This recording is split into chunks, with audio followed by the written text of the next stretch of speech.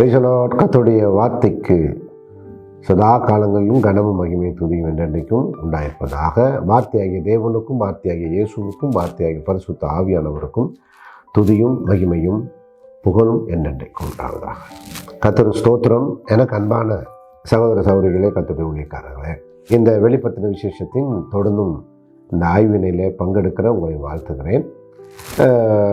நமக்கு எப்போதும் தெரிந்தது போல யாத்திராகமம் 25ஆம் அதிகாரம் 31ஆம் வசனத்திலிருந்து இன்னைக்கு ஒரு குத்து விளக்கின் இன்னொரு மகத்துவத்தை நாம் பார்க்க போகிறோம். என்ன சொல்லுது வசனம்?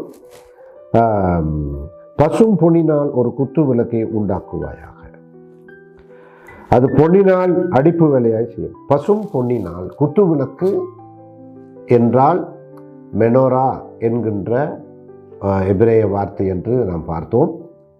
அதில் நேர் என்பது வேர் சொல்லாக பார்த்தோம். கர்த்தருக்கு ஸ்தோத்திரம்.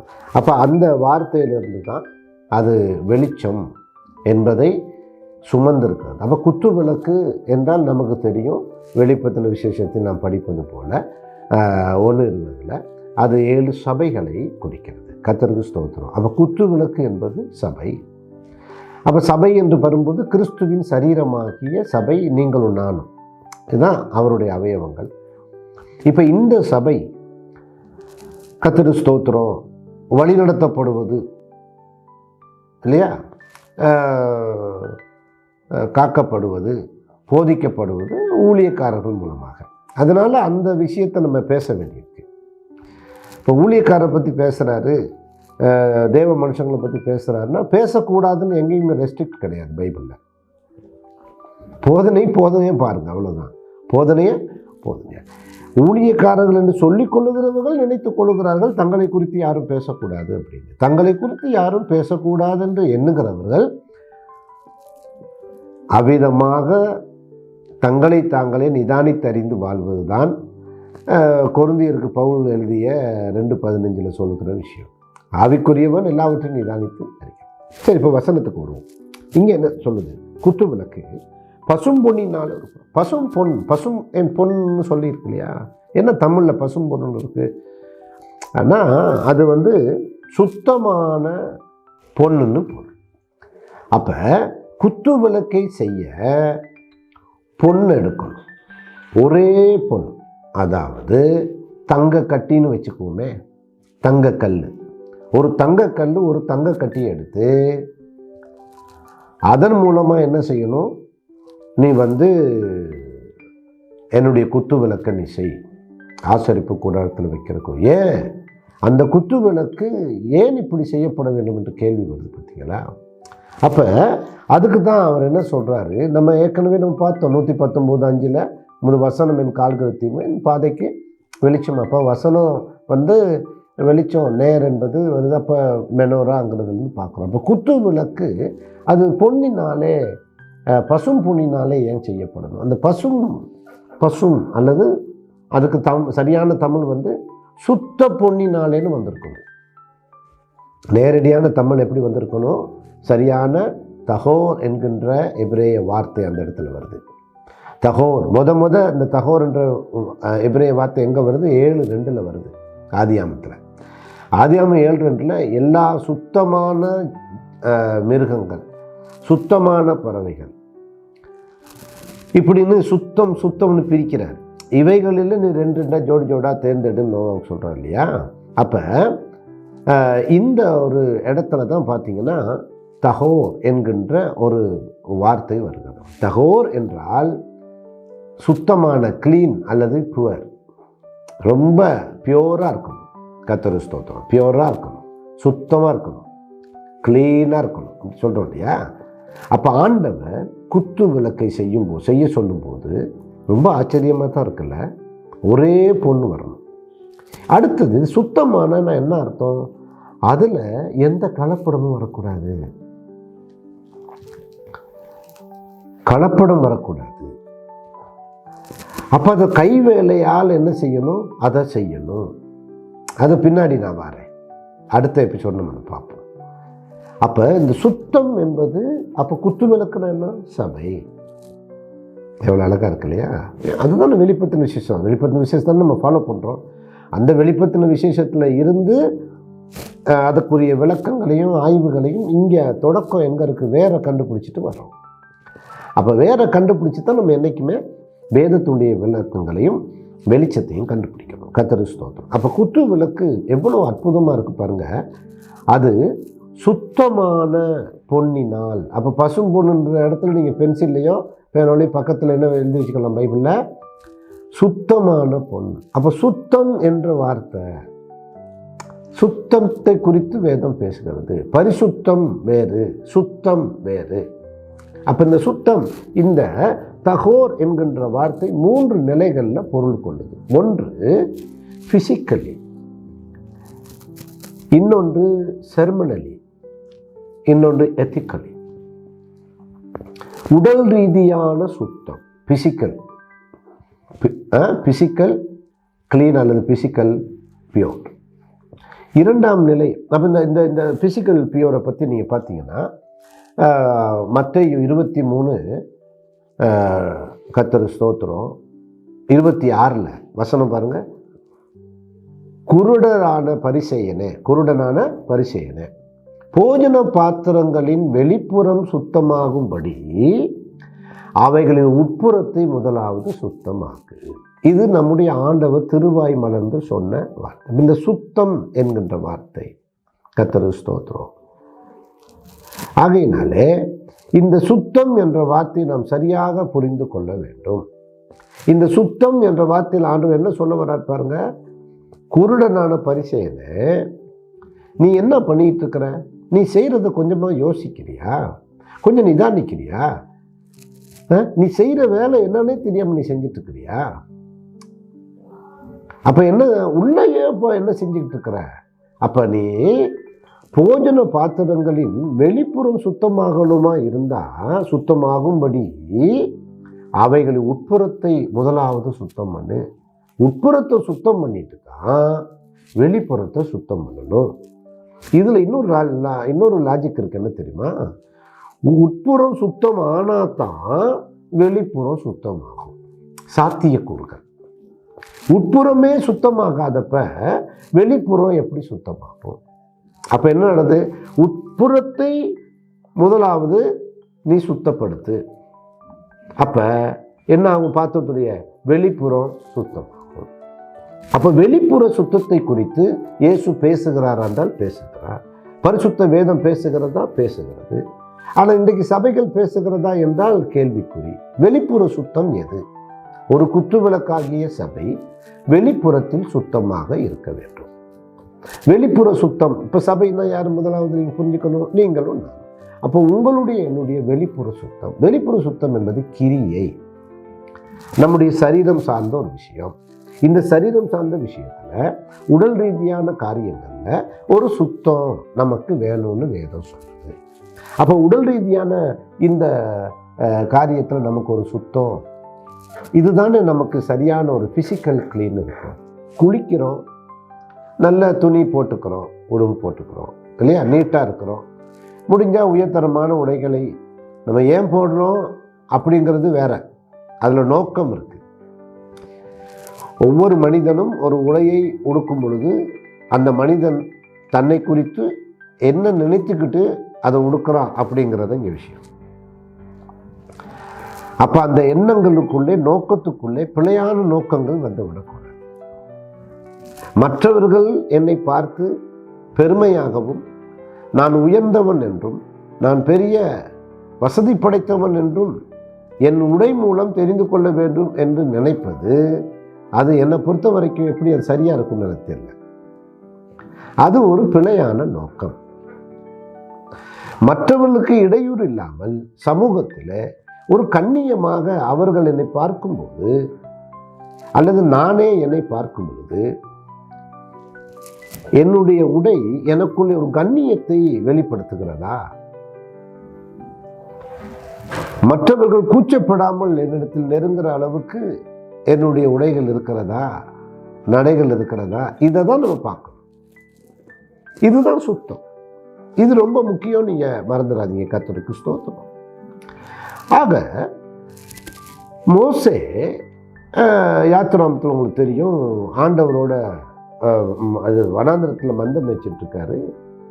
பார்த்தா ஒரு முச்செடியில் பச்சை முச்செடி அப்படியே எரியுது. கர்த்தருக்கு ஸ்தோத்திரம். அப்படியே எரியுது. என்னது அதிசயம், கிட்ட போகலான்னு போகிறாரு. இதுக்கு மேலே வராது ஒரு சத்தம், இதுக்கு மேலே வராது. பேர் வேற சொல்கிறாரு. அப்புறம் என்ன சொல்கிறாரு? உன் பாதரட்சையை கலட்டு. ஒன்றுமே சொல்லலை. முதல் சொன்ன வார்த்தை போதும், கிட்ட வராத, அவ்வளோதான். ஏன் கிட்ட போனால் அந்த மகிமை அவனை கொன்றும், அந்த அக்கினி அவனை கொன்றும். அது கடவுளுடைய மகிமை. கர்த்தருடைய மகிமையில நம்ம நெருங்குவதற்கு ஆண்டவர் எவ்வளவு அந்த மகிமையின் நிலையை கணக்கிடணுமோ அவ்வளவு கணக்கிட்டு நாம் நெருங்கக்கூடிய, நம் சாகாத அளவுக்கு நெருங்குற அளவுக்கு அவர் நடத்தினார். இதுதான் மோசேயுடைய வாழ்க்கையிலும் பார்க்குறோம்.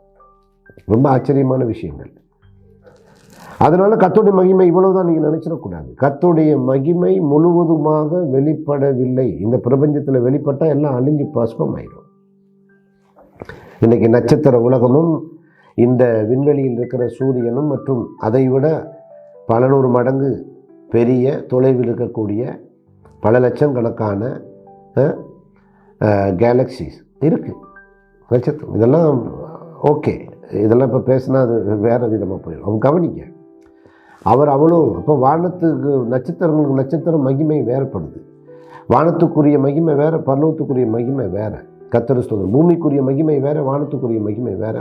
பவுல் அழகாக இருக்கிறார் கொரிந்தியர் 15 கர்த்தருக்கு மகிமை உண்டாட்டும். அங்கே தயவு செய்து அந்த கர்த்தருடைய பாதரட்சியை கலட்டுங்கிறார் மோசேட்ட. இப்போ பாதரட்சியை கலட்டுவதால் என்ன பரிசுத்தம் வந்துவிட போகுதுன்னு நீங்கள் ஒரு வேளை என்னையை பார்த்து கேட்பீங்க. அதை நீங்கள் ஆண்டவரை பார்த்து கேட்குற கேள்விதான். அப்போ கர்த்தர் இருக்கிற இடமாக சமூகமாக நாம் கருதுவோமானால் அந்த கர்த்தர் இருக்கின்ற இடமும் சமூகமும் பிரசன்னம் உள்ள இடம், அவர் பயபக்திக்குரிய இடம் என்று நினைத்தால் ஆண்டவர் சொல்லுகிறது, நீ பாதரட்சிகளை கலட்டு. பாதரட்சியை கலட்டுவதிலே 2-3 விதமான பொருள் இருக்கு. இப்போ இதெல்லாம் வெளிப்புற சுத்தத்தில் ஒன்று. அதாவது தேவ சமூகத்துக்கு வரும் பொழுது இது ஒரு விதமான செர்மினல் பியூவராக கூட நம்ம எடுத்துக்கலாம். சரியா? கர்த்தருக்கு ஸ்தோத்திரம். ஆனாலும் சரீர ரீதியாக இருக்கிறனால எவ்விடத்திலும் ரைட். இப்போ பார்த்தீங்கன்னா, ஒன்று தாழ்மைக்கும், இன்னொன்று சுத்தத்துக்கும், இன்னொன்று தன்னை வெறுமை என்று அர்ப்பணிப்பதற்கும் ஒரு பொருளாக இருக்கு. இவற்றையெல்லாம் நாம் புரிஞ்சுக்கிட்டு போகும். அதனால தான் சொல்கிறாரு, நீ உட்புறத்தை முதலாவது, வெளிப்புறத்தை நீ என்ன செய்கிற, சுத்தமாக்க முயற்சி பண்ணுற. ஏன்னா பரிசேயர்களை பொறுத்த வரைக்கும் அந்த காலத்தில், இயேசுவின் காலத்தில் வாழ்ந்தவங்க அவங்க எல்லாருமே பொதுவாகவே தங்களுடைய உடைகள் மூலமாகவும், தங்களுடைய பதவிகள் மூலமாகவும், தங்களுக்கு இருக்கிற செல்வாக்கின் மூலமாக தன்னை உயர்ந்தவர்களாக சமூகத்திலே காட்டிக்கொண்டு மினுக்காக இருப்பார்கள். ரொம்ப மினுக்காக இருப்பார்கள், பட்டோபமாக இருப்பார்கள். ஆகையினாலே இதை எப்போதும் அவர்கள் விரும்புவார்கள். அதனால தான் சொல்கிறாரு, அவர் பாத்திரம் என்று சொல்லுவது நம்ம பார்க்குற சிம்பிள் மீனிங்கில் வரக்கூடிய வெசல் ஆகிய வீட்டில் இருக்கிற பாத்திரங்களை சொல்லலாம். அதுக்கும் ஒரு வேளை பொருத்திக்கலாம். ஆனால் ஆண்டவர் சொல்கிற நோக்கம் அதுவும் அல்ல. அதன் வழியாக உதாரணப்படுத்தி சொல்லுகிறார், உருவகப்படுத்தி, நம்முடைய உடல் தான் பாத்திரம். இந்த பாத்திரத்துக்கு உட்புறமும் இருக்குது, வெளிப்புறமும் இருக்குது. ஆண்டவர் சொல்கிறாரு கெத்செமனேல 26 ஜெபிக்கும்போது, இந்த பாத்திரம் என்னை விட்டு நீங்கும்படி, நீங்கள் கூடுமானால் நீங்கும்படி செய்யும், ஆனாலும் என் சித்தத்தின்படியில் உங்களுடைய சித்தத்தின்படி ஆக்கணும் ஆண்டவரே. இப்போ பாத்திரம் என்று அவர் எதை சொல்லுகிறார்? ஒரு மனிதன் தன்னை, அதாவது ஆண்டவர் தன்னை சொல்லுகிறார் அந்த இடத்துல. இந்த இடத்துல பரிசேயனை சொல்லுகிறார். அப்போ நீங்களும் நானும் ஒரு பாத்திரம். இந்த பாத்திரம் வெளிப்புற சுத்தமும் அவசியம் என்பதை நாம் பார்க்கிறோம்.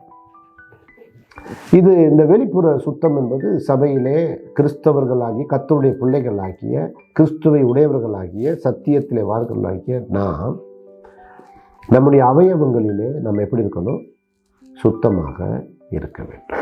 கர்த்தருக்கு ஸ்தோத்திரம். இந்த சுத்தத்தை தானே பவுல் பேசுகிறாரு. இன்னும் கொஞ்சம் ஆழப்படுத்தி நான் உங்களுக்கு சொல்கிறேன். என்ன புரிஞ்சுக்கணும் அப்படின்னா, ஆதியாகமம் 7:2 நான் உங்களுக்கு சொன்னேன், சுத்தமான பூமி மீதெங்கும் வித்தை உயிரோடு காக்கும் பொருட்டு நோக்கம் இருக்குது. அவர் ஏன் சுத்தமான சகல மிருகங்களும் வரணும் அப்படின்னு விரும்புகிறாரு அப்படின்னா, பூமி மீதவும் வித்தை உயிரோடு காக்கும் பொருட்டு. அப்போ இதுதான் நோக்கம். ஆண்டவர் எல்லா இடத்துலையுமே எல்லா வசனத்துக்கும் உள்ள பின்ன ஒரு நோக்கம் இருக்கு. அப்போ பாருங்க, சுத்தம் இல்லாத மிருகங்களில் ஆணும் பெண்ணுமாக ஒவ்வொரு ஜோடும் ஸ்தோத்திரம். அப்போ ஆணும் பெண்ணுமாக எவ்வேறு ஜோடு, சுத்தமான சகல மிருகங்களிலும் ஆணும் பெண்ணுமாக எவ்வேறு ஜோடும், சுத்தம் இல்லாத மிருகங்களில் ஆணும் பெண்ணுமாக ஒவ்வொரு ஜோடும். அப்போ இது சுத்தம் என்ற விஷயத்துக்காக இந்த வசனத்தை எடுத்துட்டு, இந்த இடத்துல பார்த்தீங்கன்னா இந்த தகோர் என்கின்ற வார்த்தை கர்த்தருக்கு ஸ்தோத்திரம் மிருகங்கள் விஷயத்தில் வருது. சுத்தம் என்பது ஆண்டவர் தேர்வு செய்வதிலே ஒரு நோக்கம் இருக்கிறது. இப்போ இன்றைக்கு நம்ம எல்லாம் கடவுளுடைய நடமாடும் ஒரு ஆலயங்களாக இருக்கிறோம் என்றால், சபையாக இருக்கிறோம் என்றால், கொரிந்தியர் 3:14 சொன்னால், நீங்கள் தேவனுடைய ஆலயமாக இருக்கிறது தேவன் உங்கள் வாசமாக இருக்கிறது என்று அறிவீர்களா? அப்போ நீங்களே அந்த ஆலயம், கர்த்தருக்கு ஸ்தோத்திரம். அப்போ நீங்கள் தான் ஆலயம்னு வேதம் நம்மளை பார்த்து சொல்லுது. அப்போ நான் ஆண்டவரை ஆராதிப்பதற்கு மற்றவர்கள் பார்த்து கண்ணியமாய் ஏற்றுக்கொள்வதற்கு எதுவாக இருக்கணும். அப்போ நம்முடைய உடைகள் இன்னைக்கு நம்முடைய வெளிப்புற செயல்கள் அல்லது நம்முடைய வெளிப்புற நடவடிக்கைகள் எப்படி இருக்கிறது? சரீர ரீதியாக நம்ம என்ன செய்கிறோம்? இன்னைக்கு சாதி பார்த்துட்ருக்குறோம். அப்போ சுத்தமாக இருக்கணும். ஒரு குத்து விளக்கு செஞ்சால் அந்த பொண்ணு என்ன செய்யணும்? தங்கம் சுத்தமாக இருக்கும். சுத்த தங்கம். ஆனால் இன்னைக்கு சபையில் இந்த சுத்தம் இருக்கா? சாதி என்னும் அசுத்தம் சபையை கரைப்படுது. இதை கேட்குற நீங்கள் வெளிப்படையாக ஆண்டவருக்கு ஒப்பு கொடுக்க முடியுமா? நீங்கள் சாதிய வேறுபாடு உங்கள் மனசில் இருக்கா இல்லையா? சாதிய வேறுபாடு, தீட்டு என்கின்ற ஒரு எண்ணம் இருக்கா இல்லையா? தொடக்கூடாது, சாப்பிடக்கூடாது, அவங்க வீட்டுக்கு போகக்கூடாது, அவங்களோட கலக்கக்கூடாதுன்ற விஷயத்த தமிழ்நாட்டில் நான் நிறைய பார்த்துட்டேன். நிறைய பாஸ்டர்கள் நான் கண்டிச்சிருக்கேன், ரொம்ப துக்கப்பட்டிருக்கேன். இன்றைக்கி என்ன கொடுமையான வேதனைனா, பாஸ்டர்கள்னு சொல்லிக் கொள்கிறவர்கள் கூட இந்த சாதிய வன்மத்தால் நிறைந்திருக்கிறாங்க. இது ஒரு மோசமான ஒரு செயல். புரியுதா? சாதிய வேறுபாடும் மனிதர்களை தீட்டாக பார்ப்பதும், பிறப்பால் ஒரு மனிதனை வேறு பிரித்து கீழ்நிலையிலே பார்ப்பதும் அது வேதத்துக்கோ கர்த்தருடையவர்களுக்கோ உள்ளானது அல்ல. பரிசுத்த வேதம் அதை போதிக்கவில்லை. ஆகையினாலே அது மனுசுமிதிலிருந்து வந்தது. அப்ப அங்கிருந்து அது எழுதப்பட்டது. அங்கதான் சாதிய வர்ணசாஸ்திரம் அங்கதான் வருது, வர்ணங்கள் அடிப்படையில்.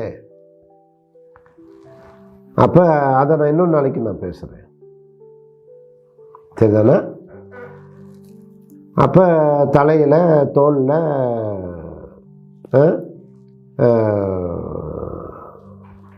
இடுப்புல, அப்புறம் கீழே காலில், இந்த மாதிரி 4 வர்ணங்களாக பிரித்து 4 இனக்கூட்டமாக பிரித்து இப்போ நடந்துகிட்ருக்கு.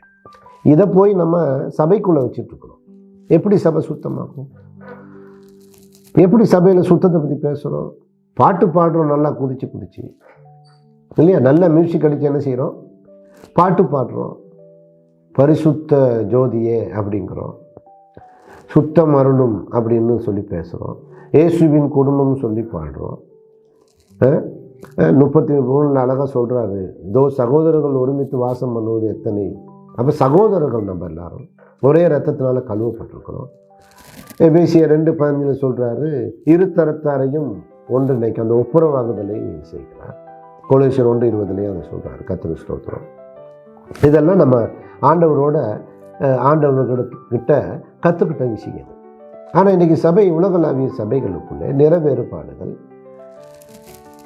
இன வேறுபாடுகள், சாதிய வேறுபாடு. நீ கீழே உள்ளவன், நான் மேலே உள்ளவன், நான் சேரில் இருக்கணும், நீ கீழே இருக்கணும், என் முன்னாடி நீ கை கட்டி நிற்கணும்.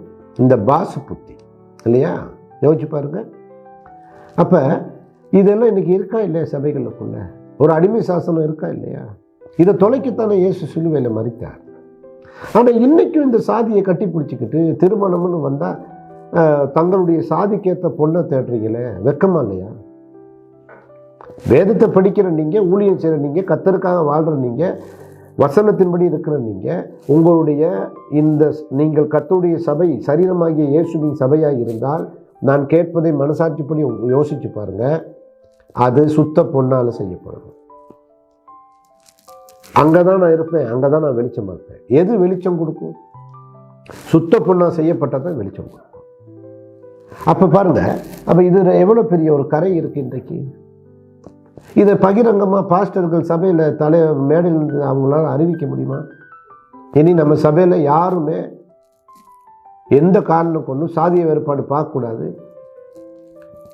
சாதிய வேறுபாடு இங்கே இல்லை. ஆகையினால விசுவாசிகள் எல்லோரும் கர்த்தருக்கு சித்தமானபடி யார் ஆண்டவர் அடையாளப்படுத்துகிறாரோ வசனங்களின் அடிப்படையில் அவர்களை திருமணம் செய்து கொள்ளலாம் என்ற ஒரு அறிவிப்பு நீங்கள் சொல்ல முடியுமா? அவங்கள வளர்க்கணும். அப்படி வெறும் அறிவிப்போடு போயிடக்கூடாது. வளர்க்கணும், பழக்கணும். முதலாவது ஊழியக்காரர்களாகி நீங்கள் உங்கள் குடும்பத்தில் அப்படி வாழுங்க. பணக்கார பிள்ளைகளை தேடி அலையிறீங்க, படித்த பிள்ளைகளை தேடி படித்தா மட்டும்தான் எடுப்பேன்னு நினச்சி அலையிறீங்க. அதாவது சில விஷயங்களுங்க அவசியம்ங்கிறது வேற, ஆனால் சில விஷயங்களில் புறக்கணித்தல் என்பது கூடாது. ரொம்ப கவனமாக இருக்கணும். அதனால தயவு செய்து ஒரு ஒரு ஒரு குறிப்பிட்ட ஒரு அளவிலே தகுதிகளை ஒருவருக்கொருவர் இல்லையா அந்த வாழ்க்கை சிறப்பாக இருப்பதற்கு பார்க்கலாம். அதுக்கு சாதி தகுதி அல்ல, சாதி தகுதி அல்ல. ஆகையினால அதை நீங்கள் புரிஞ்சுக்கணும் தயவு செய்து. கர்த்தருக்கு ஸ்தோத்திரம். அப்போ ஒரு உத்தியோகத்தில் இருக்கிற ஒரு மாப்பிள்ளை தனக்கு ஒரு உத்தியோகத்தில் இருக்கிறவங்களும் ஒரு வேலை தேடுவார். இல்லை இன்னொரு உத்தியோகம் இல்லாமல் இருக்க ஒரு பெண்ணுக்கு வாழ்க்கை கொடுக்கலாம்னு நினைக்கிறவங்களும் இருக்கிறாங்க. ஆனால் கர்த்தருக்குள்ளே இருக்கணும்னு விரும்புவாங்க இல்லையா? கர்த்தருக்கு ஸ்தோத்திரம். அப்போ இது ஒரு பெரிய சபையில் இதை இந்த பேயை துரத்த முடியாமல் இருக்கிறீங்க. இந்த பேய் ஓட மாட்டேங்குது சபையை விட்டு. எப்படிங்க இதெல்லாம் யோசிச்சு பாருங்க. அதனால தான் நான் என்ன சொல்கிறேன், நான் என்ன யோசிக்கிறேன்னா, இப்படியாப்பட்ட சபைகள் தான் இன்னைக்கு நைட்ரஜன் வாயுக்களால் நிறைந்திருக்கிறது. ஏன்னா நைட்ரஜன் வாயு என்பது என்னன்னு பார்த்தீங்கன்னா, அதுக்கு நிறமும் இல்லை, மனமும் இல்லை, அதுக்கு சுவையும் இல்லை. புரியுது உங்களுக்கு? அப்போ இன்றைக்கு சபைகள் வசனத்தால் நிறையாமல், தேவனுடைய பிரசன்னத்தால் மகிமையால் நிறையாமல், இந்த குத்துவிளக்கு பொன் அல்ல சுத்தமான பொன்னினாலே அந்த இடத்துக்கு வரும் பொழுது நம்ம எங்கே மிஸ் பண்ணுறோம் பாருங்க. Physical pure, ceremonial pure and spiritual pure.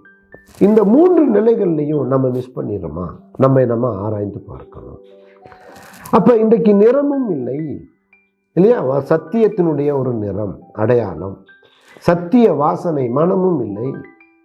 சத்திய வசனத்தினுடைய சுவை, கனிகளாக இருக்கணும், அதுவும் இல்லை. இப்போ இது மூணு இல்லாதனால தான் நைட்ரஜன் வாயுக்களால் சபை நிறைந்திருக்கிறது. புரியுதா உங்களுக்கு? அப்போ இதை நம்ம புரிஞ்சுக்கணும். ஆகையினால இன்றைக்கு சபைகள் கர்த்தருடைய வசனத்தால் நிறையணும் என்பதுதான். அப்போ அதை என்ன செய்யணும்? 17 ஆண்டவர் இயேசு கேட்ட மாதிரி யோவான்ல, உம்முடைய வசனத்தால் இவர்களை என்ன செய்யும்? பரிசுத்தமாக்கும். உம்முடைய வசனமே சத்தியம். அப்போ சத்தியத்தால் நம்ம பரிசுத்தமாக வேண்டிய தேவை இருக்கிறது. அப்போ நம்முடைய வெளிப்புற காரியங்கள். இப்போ கவனிங்க, இந்த ஸ்பிரிச்சுவல் விஷயத்தை அப்போ செரமனல் எடுத்துக்கிட்டால் ஊழியம், அதில் நம்முடைய சுத்தத்தை வெளிப்படுத்தணும். அதான் நான் சொல்கிறேன், வசனத்தை சுத்தமாக பேசணும். திருவசனத்தை களங்கமில்லாத ஞானப்பாலாகிய திருவசனம் பேதுரு எழுதுறார் இல்லையா? அதை நம்ம என்ன செய்யணும்? ரொம்ப கவனமாக, எந்த விதத்துலையும் கூட்டி குறைச்சி பேசாமல், சத்தியத்தை சத்தியமாக சமரசம் பண்ணாமல், உள்ளதை உள்ளபடி வசனத்தில் இருக்குங்க அதனால் பேசுனேன்னு சொல்லிட்டு போயிருங்க. யார் உங்களை என்ன சொன்னா என்ன? நல்ல பேர் வாங்குறதுக்காக, உங்கள் மரியாதையை காப்பாற்றுறதுக்காக, உங்களுக்குன்னு ஒரு ஸ்பேஸை நீங்கள் க்ரியேட் பண்ணுறதுக்காக நடிக்கணும்னு அவசியம் இல்லை, பேசணும்னு அவசியம் இல்லை. வசனம் இருக்குது, அதை ஆவியானவர் என்னை அந்த டியூட்டியில் வச்சுருக்காரு, நான் அந்த டியூட்டியை செய்கிறேன். இப்போ நான் எப்படி உங்கள்கிட்ட பேசுகிறேன் அவ்வளோ, நான் இதை பற்றியும் கவலைப்பட மாட்டேன். சத்தியத்தை சத்தியமாக, வசனத்தை வசனமாக. அப்போ ஒரு குத்து விளக்கை பற்றி பேசுகிறோம் பொழுது அந்த குத்து விளக்கில் முக்கியமானது என்ன அப்படின்னா, அது சுத்தமான தங்கத்தால் செய்யப்படணும். அப்போ சுத்தம்ங்கிறது முக்கியம். சுத்தமான தங்கத்தால் செய்யும்போது தான் அதில் எண்ணெயும் ஊற்ற முடியும், வெளிச்சத்தையும் கொண்டு வர முடியும், அகல்களும் இருக்கு. அடிப்படைங்க, பேசிக் விஷயம். அப்போ இது ரொம்ப முக்கியம் பாருங்கள். கர்த்தருக்கு ஸ்தோத்திரம். ஆகையினால இதில் நம்ம கவனம் செலுத்த வேண்டியது இருக்கிறது. ஏன்னா ஆபக்குக்கு 1:13 என்ன சொல்கிறாரு? தீமையை பார்க்க மாட்டாத சுத்த கண்ணர் தானே ஆண்டவரே நீங்கள். அப்போ அவர் சுத்தம் உள்ளவரை பரிசுத்தத்தோடு அலங்காரத்தோடு தொழுது கொள்ளுங்கள்னு பார்க்கலாம். அப்போ பரிசுத்த அலங்காரத்தோடு தொழுது கொள்ளுங்கன்னு பெரிய எழுத்தில் ஆலயத்தில் எழுதி போடுறோம். ஆனால் நம்முடைய வாழ்க்கையில் சாதி பார்த்துட்ருக்குறோம், பிரிவினை பார்த்துட்ருக்குறோம், ஏற்றத்தாழ்வு பார்த்துட்ருக்குறோம், சகோதர சிந்தனை இல்லாமல் இருக்கிறோம், ஒரு தூக்கி விடக்கூடிய சிந்தனை இல்லை, வசனத்தின் பரிசுத்த சிந்தனை இல்லை, எல்லாம் இல்லை. அப்போ இப்படியெல்லாம் இருக்கிறோம். வெளிப்புறத்தில் போய் டிவியிலங்க ஒரு வெள்ளைக்காரர் ஒருத்தர் காட் சேனலில் பார்க்குறேன். அது பேரெல்லாம் சொல்லலாம், ஒன்றும் தப்பு இல்லை, பார்த்தது தானே சொல்கிறேன். ஒரு பாஸ்டர் பேசுகிறாரு, ஆயிரக்கணக்காக உட்காந்துக்கிறாங்க. அப்புறம் ஜூம் அவுட் பண்ணி காட்டினாங்க. பார்த்தா அவருடைய பேண்ட் எல்லாம் கிழிஞ்சிருக்கு, கால் தொடையிலேருந்து கீழே வரைக்கும் கிழிஞ்சிருக்கு. நான் பார்த்ததை சொல்கிறேன். 2 பக்கமும் என்ன வர்ற வழியில் ஐயா ஆக்சிடென்ட் ஆகிட்டாரா அப்படின்னு நினச்சிட்டு பார்க்குறேன். அது ப்ரீ பிளான், கரெக்டாக அதை ஒரு டிசைனாக கிழிச்சு வச்சுருக்காங்க. அப்போ அவர் கிழிஞ்சி டிசைனாக பார்க்கப்படக்கூடிய நவீன அந்த ஒரு கிழிஞ்ச பேண்ட்டை ஒரு தேவ மனுஷன் கடவுளுடைய வசனத்தை போதிக்கிறவன் மேடையில் போட்டுக்கிட்டு வரான்னா, இதை விட ஒரு இழிநிலை இந்த கிறிஸ்தவத்தில் உச்ச நிலை வேற என்ன? அடுத்தது சதை பிதுங்க உடை உடுக்கும் இன்னைக்கு பல பெண்கள். இதெல்லாம் அவாய்ட் பண்ணணும், இவையெல்லாம் இதுதான் சுத்தத்துக்கு எதிரான விஷயம். உடனே கேள்வி கேட்கக்கூடாது, நான் என்ன உடுக்கணும்னு நீங்கள் சொல்லுவீங்களா? நாங்கள் சொல்லலை, கண்ணியமாக விடுங்க. இது கர்த்தருடைய ஆலயம், கர்த்தருடைய ஆலயத்துக்கு கண்ணியமாக உடுக்கணும். ஏன் இந்தியாவிலே மதுரை கோர்ட்டும் சென்னை ஹைகோர்ட்டும் என்ன சொல்லியிருக்குது? கோயில்களுக்கு, அதாவது டெம்பிள்ஸ், இந்துக்களுடைய கோயில்களுக்கு போகும்போது ஸ்கர்ட் அண்ட் ப்ளவுஸ் போடக்கூடாது, கோர்ட் சொல்லியிருக்குதுங்க. என்ன பண்ணுவீங்க? சட்டம் தீர்ப்பு வந்திருக்குது. டிஷர்ட்டு ஜீன்ஸு போடக்கூடாது, ஸ்கர்ட் அண்ட் ப்ளவுஸ் போடக்கூடாது. அப்படியாப்பட்டவங்க கோயிலுக்குள்ள அனுமதி கிடையாதுன்னு சொல்லியிருக்குது. பரிசுத்த வேதம், ஆண்டவர் உயிரோடு இருக்கிறார், வாழ்கிறார், உயிரோடு எழுந்தவரேன்னு பாடுறோம், உயிர் உள்ளவரேன்னு பாடுறோம். இன்னைக்கு எவ்வளவெல்லாம் பேசுகிறோமே நம்ம வாழ்க்கையில் இந்த சுத்தம் என்கின்ற விஷயத்தில் இருக்கிறோமா? இன்றைக்கு இதே மாதிரி அவலட்சணமாக உடுக்கக்கூடிய ஆராதனைகளிலே ஆராதித்து கொண்டிருக்கிறவங்க எத்தனை பேர்? மேடையிலே பாருங்கள், முடியை விரித்து போட்டுக்கிட்டு ஃபேஷன், எல்லா கண்ணுலையும் உதட்டிலையும் மைய அடிச்சுக்கிட்டு, இதெல்லாம் எதுக்குங்க கர்த்தருடைய சமூகத்துக்கு? நான் என்ன கேட்குறேன்னா, கர்த்தருடைய சமூகத்துக்கு உன்னுடைய கண்மையும் உதட்டு மையும் எதுக்கு? உன்னுடைய அவலட்சணமான இப்படியாப்பட்ட காரியங்கள் எதற்காக? இப்போ எந்த இடத்துல உங்களுடைய அந்த பிசிக்கல் பியூரையும் அந்த செர்மினல் பியூரையும் அந்த எத்திக்கல் பியூரையும் நம்ம காட்ட போகிறோம்? பைபிள் சொல்லுது, தகோர் என்பது இந்த 3ஐயும் மையப்படுத்திய கர்த்தருடைய வேதம் முழுக்க. எவ்வளோ மணிக்கணக்காக பேசலாம் இந்த விஷயத்தை. கர்த்தர் ஸ்தோத்திரம். கடைசியாக நான் முடிக்கிறேன். சங்கீதம் 24:3 மிகவும் தொடுகிற வார்த்தை. யார் கர்த்தருடைய பருவத்தில் ஏறுவான்? யார் அவருடைய பரிசுத்த ஸ்தலத்தில் நிலைநிற்பான்? ஸ்தோத்திரம் ஆண்டவரே. 4ஆம் வசனம் பாருங்க. கைகளில் சுத்தம் உள்ளவனும் இருதயத்தில் மாசில்லாதவனுமாய் இருந்து தன் ஆத்துமாவை மாயைக்கு ஒப்புக்கூடாமலும் கபடாய் ஆணையிடாமலும் இருக்கிறவனே. கைகளில் சுத்தம் என்பது சரீரத்திலே குறிக்கிறது, சரீரத்தினுடைய பிசிக்கல் பியூர். கர்த்தர் ஸ்தோத்திரம். இருதயத்திலே மாசில்லாது என்பது ஆத்துமாவினுடைய சுத்தம், எண்ணங்கள், இல்லையா? கர்த்தர் ஸ்தோத்திரம். பாருங்க, கபடாய் ஆணையிடாமலும் இருக்கிறவன் என்பது ஆவியின் சுத்தம். தயவு செய்து யோசிச்சு பாருங்க.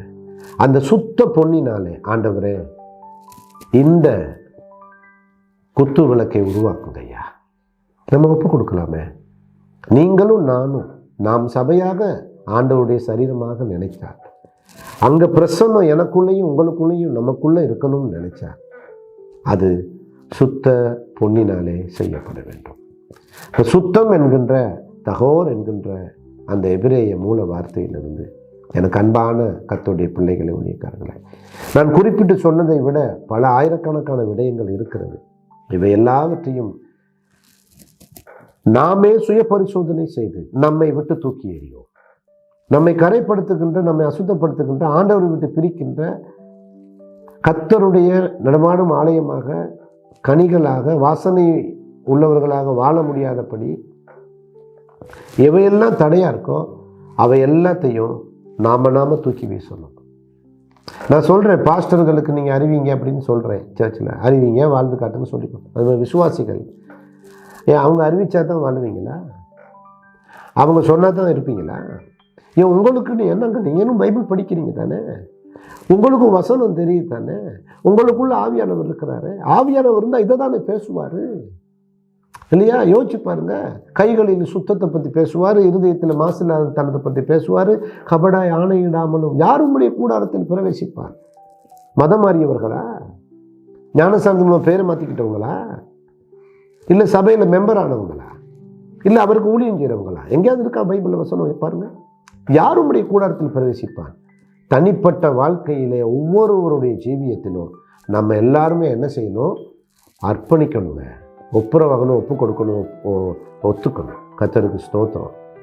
நம்ம சுத்தமான ஒரு பொன்னாக, ஆண்டவரே என்னை பரிசுத்தப்படுத்தி உங்களுடைய ரத்தத்தினாலே கழுவும், உங்களுடைய வசனத்தினாலே என்னை சுத்தப்படுத்தும். ஜெபம் பண்ணுவோமா? ஆண்டவர்கிட்ட கேட்போமா? இதை இன்னும் நீங்கள் ஆழமாக நீங்கள் நினச்சி பார்த்து ஆண்டவருக்கு நீங்கள் ஒப்பு கொடுக்கலாம். ரோமர் 12:1 வீட்டில் போய் படித்து பாருங்க. உங்கள் சரீரங்களை பரிசுத்தப்படுத்துங்கன்னு இருக்கு. கர்த்தருக்கு ஸ்தோத்திரம். ஆகையினாலே வெளிப்புற சுத்தம், உட்புற சுத்தம் மற்றும் சமூக ஒரு சுத்தம். ஆகையினாலே கர்த்தருக்கு ஸ்தோத்திரம். Physical pure clean, ethical clean pure and ceremonial pure. இந்த மூணையும் நம்முடைய ஆவி, ஆத்மா, சரீரத்தில் ஒப்பிட்டு பார்த்து, ஆவியான எனக்குள்ளே வாசம் பண்ணி துக்கப்படாமல் சந்தோஷமாக இருக்கணும் பாருங்க.